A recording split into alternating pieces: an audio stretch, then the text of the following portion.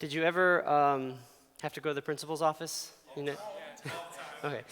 So all the time, that's probably not good. I remember 2 times I was called to the principal's office twice. And now you know if you get called to the principal's office, it's for the same reason, you're in trouble, okay? You don't get called to the principal's office for not being in trouble. And 2 times, it actually bookended my schooling, whatever, career.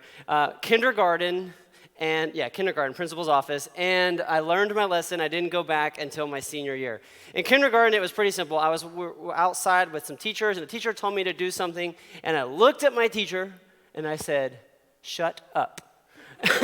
And I ran off thinking that would be okay, and I went to the principal's office, and I learned my lesson from the lecture that I got. And I don't remember why I said shut up to a teacher, but I did. And so then it was much, much later, of course, my senior year. I'm sitting in math class. It was calculus.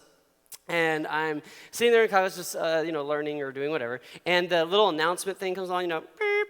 Miss Alexander, did they do that in your school? Okay. Miss Alexander, can you please send Jonathan Hill to the office?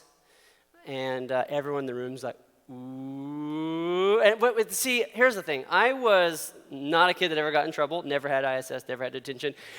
In fact, if you look in my yearbook, there's some people that were voted most likely to succeed. There were people that were voted best car. I was voted teacher's pet.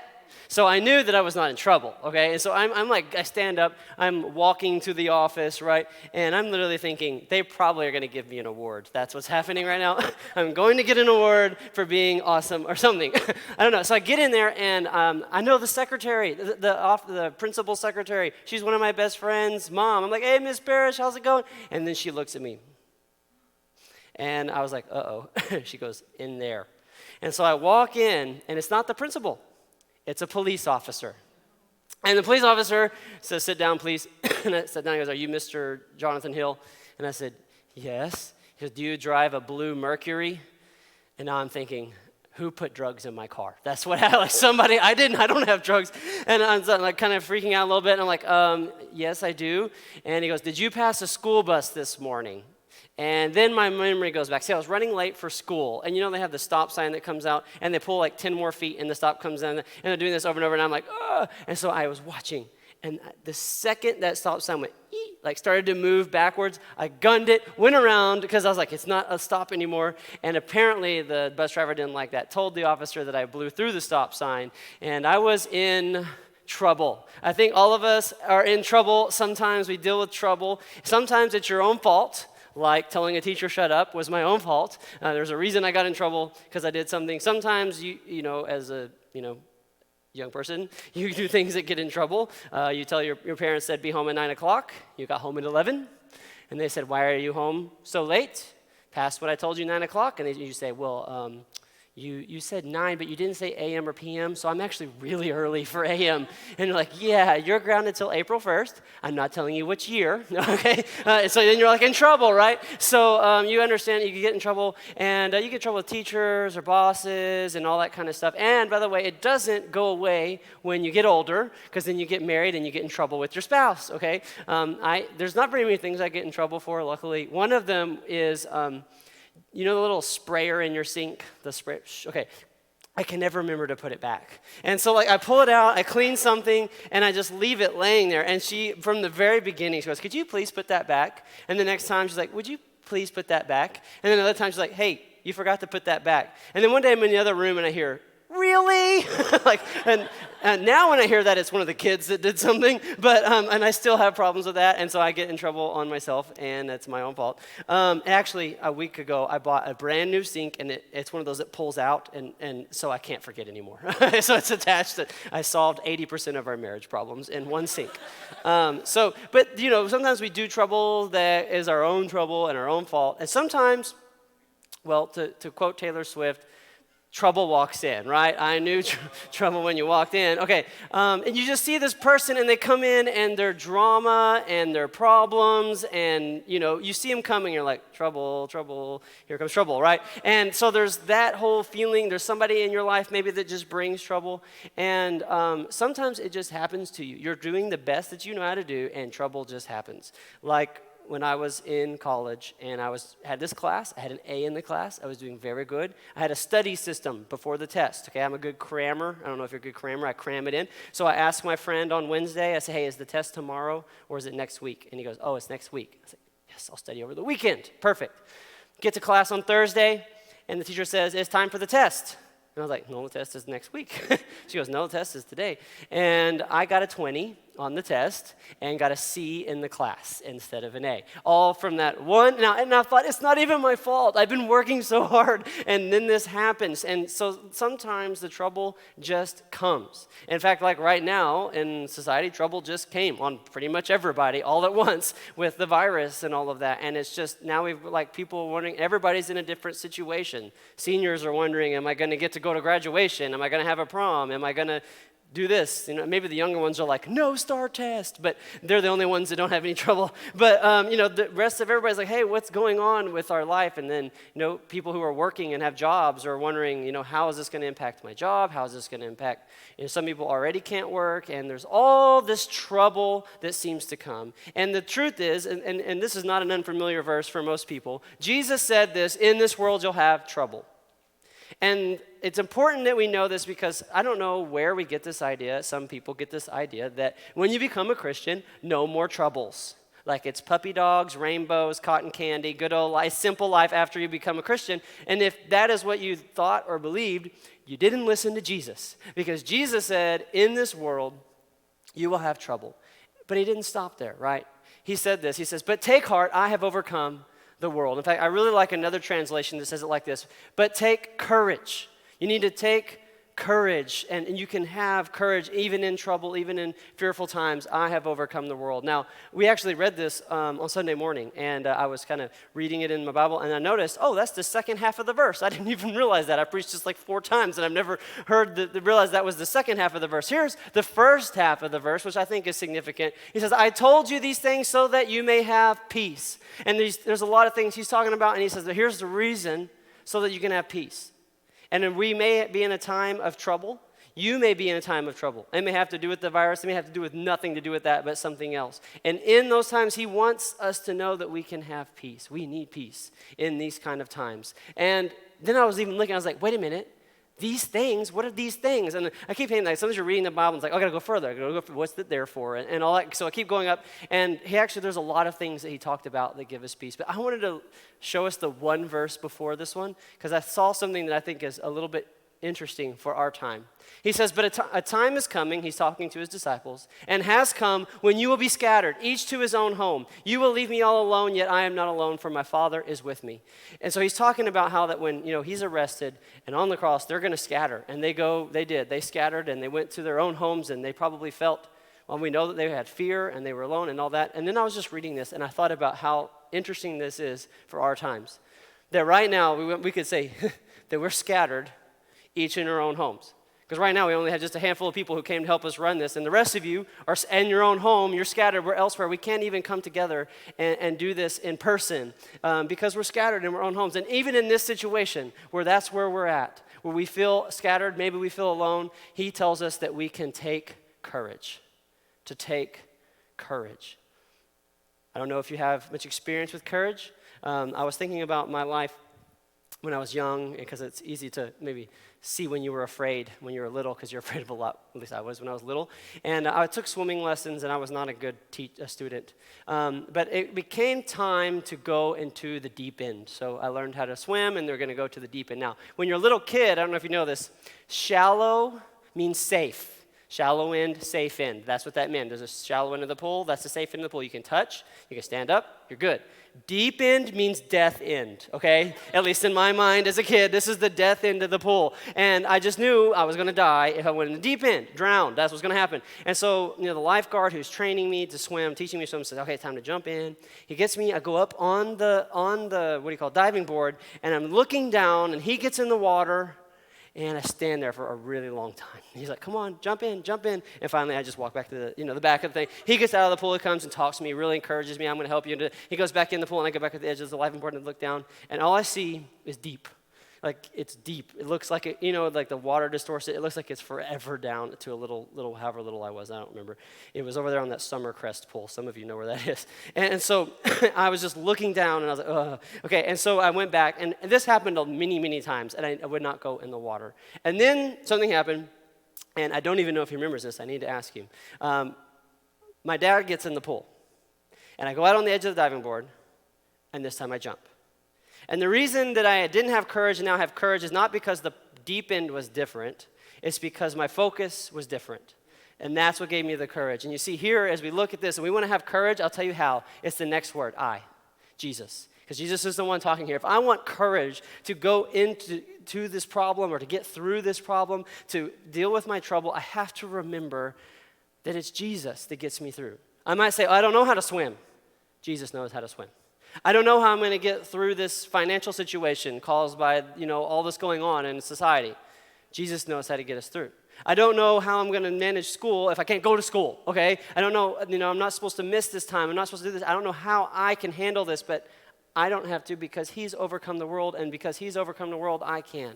And so it is through him that we have our courage. And so I want to just tease this out a little bit about how important what we look at, what we focus on, and who we focus on matters. And so I want to look at a little story.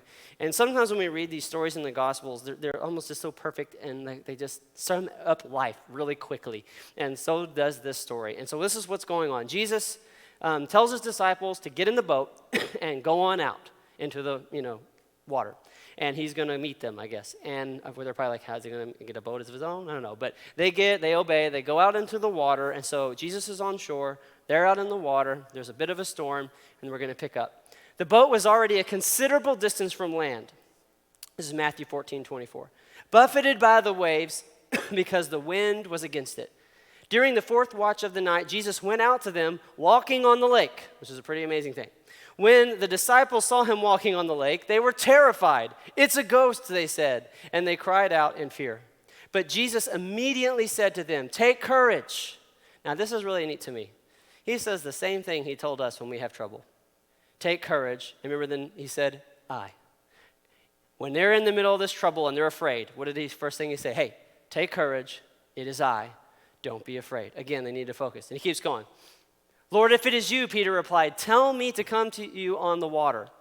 Come, he said. Then Peter got out of the boat, walked on the water, and came toward Jesus. This is an amazing image. You got Peter.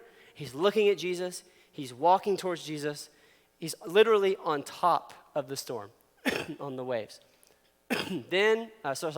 But when he saw, say saw. Say saw. Hey, if you're online, say saw. Yeah, okay. He saw the wind. He was afraid. Say afraid. Now this is important. I want us to remember that he saw the wind and he became afraid, okay? Beginning to sink, he cried out, Lord, save me. Immediately he reached out his hand and caught him. Oh, you of little faith. Now say faith. Faith, all right. He said, why did you doubt? So here's Peter. He's out. And he's looking at something, right? He's looking at Jesus. And when he is focusing on his attention on Jesus, he's walking on water. He's actually able to look at him, and he's on top of his storm. But the moment that, he changed his focus. See, he took his focus off of Jesus. It says that he saw the wind and the waves. He saw the storm. He saw the trouble that was around him. He began to sink. And instead of looking at Jesus, he began to look at his trouble. And when he did that, he began to sink. See, the storm was there, but he was overcoming. He was on top of it as long as his focus was in the right place, as long as he put his heart in the right place. And you don't have to take my word for it or that story for it. Here's another example from Hebrews. The writer of Hebrews says this in Hebrews 12:2. Let us fix our eyes on Jesus. Let us fix our eyes on Jesus, right? The author and perfecter of our faith, who for the joy set before him endured the cross. And I just want to point this out. Jesus had the trouble of the cross, but he set his eyes on what was past it. We need to do the same thing.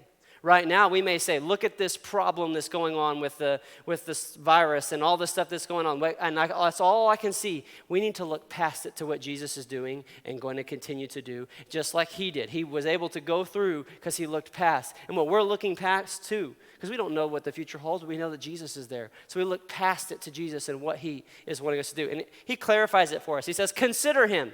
And I like that because the first one is kind of, imagery or something, like, because you can't literally look at Jesus, okay? Not with your actual eyes, but he says consider. We're doing it in our hearts, in our minds. We are focusing intentionally on him.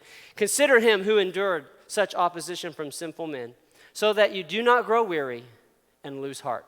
In fact, some translations say, and become discouraged, that we don't want to be discouraged. We don't want to lose our courage. And this is how we do it, by considering him.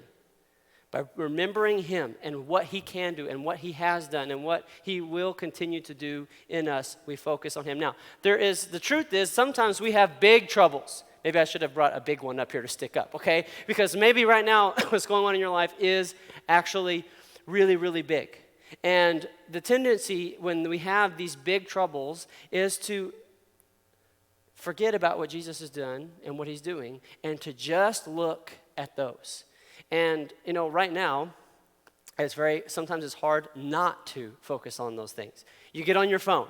It does not matter which app you get on, Facebook, Instagram, the news, especially the news. It doesn't really matter where you go. You know what you see? Trouble, right? You see that. It's everywhere you look, right? And then you're thinking, you know what? I'm going to put my phone down. I'm going to stop looking at that. I'm not going to look at it at all. I know what we'll do. We'll go to the store. What do we see at the store? Everybody panicking, and you can't buy the stuff that you need, right? And you're like, oh, this is ridiculous. I'm not going to go there. I'm just going to go like, you know what? Actually, I need to go. So then you go, and you're sitting there. Sorry. You're thinking, are we going to run out of this? Like, even everywhere you go right now is COVID-19, right? And it's like trouble. And this is what the enemy would like for you to do.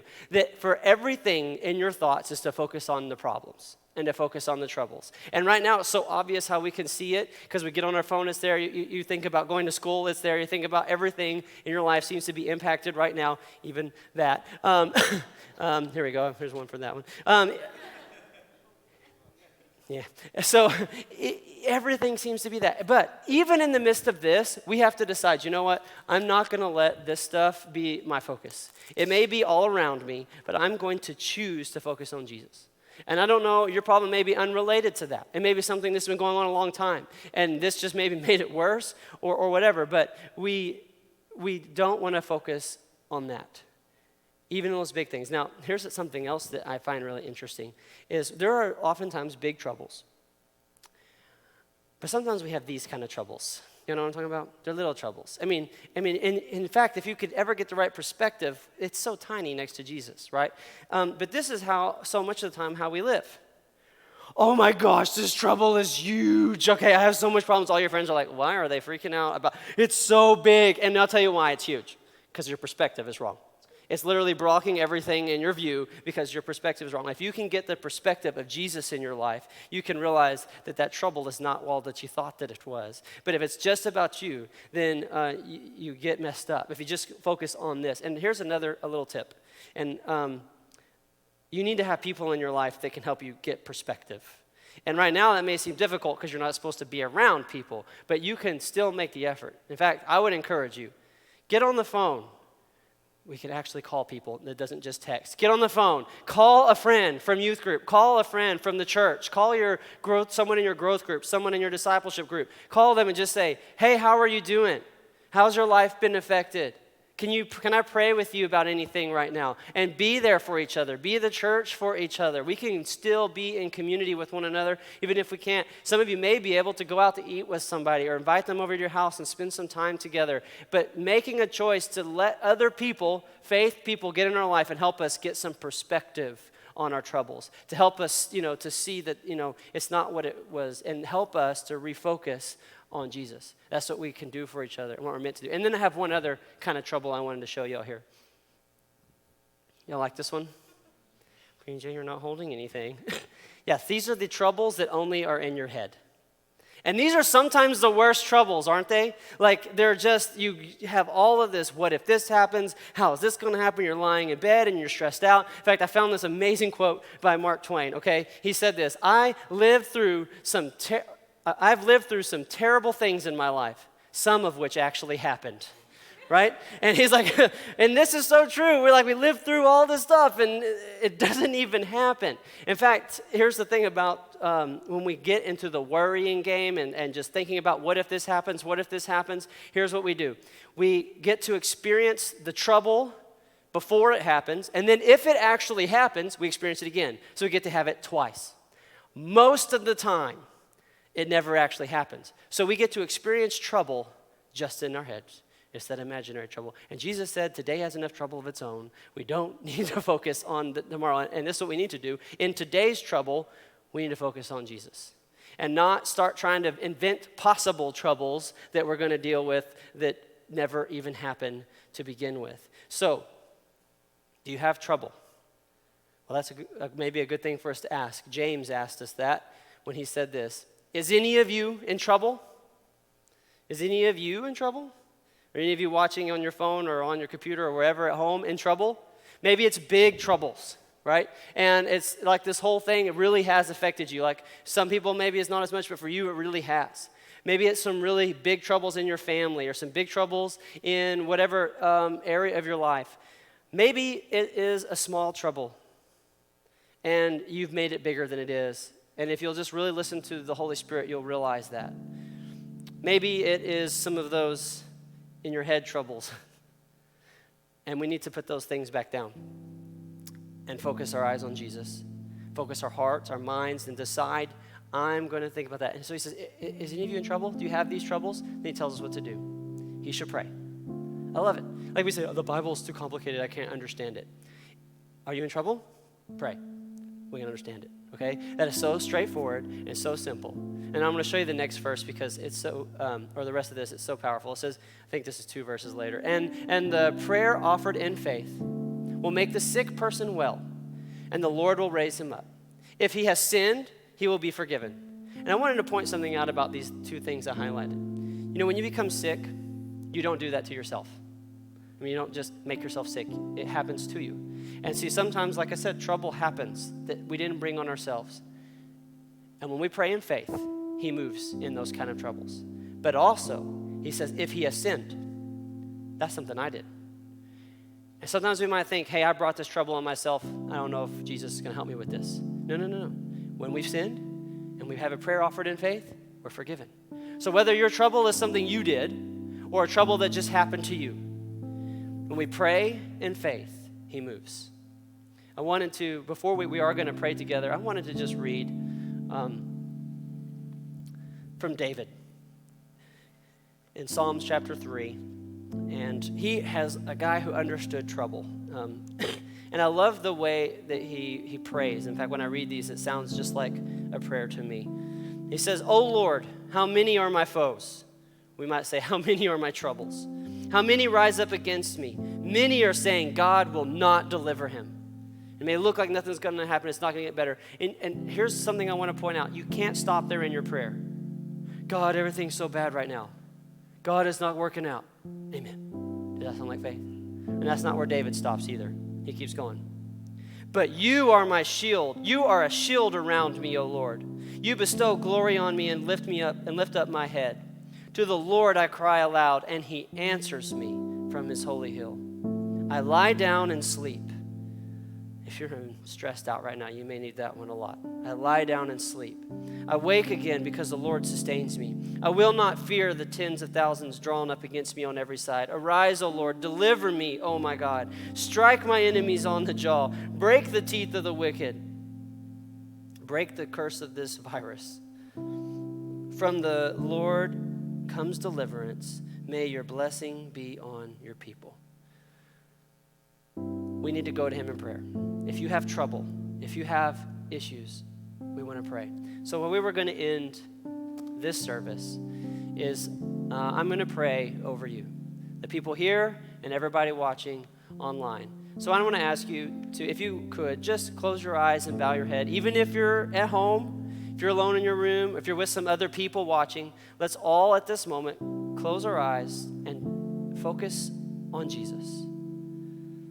I'm going to pray over you. And if you are in a trouble, as I pray, I just want you to just ask God, Lord, help me in this struggle. Help me in this struggle, in this trouble.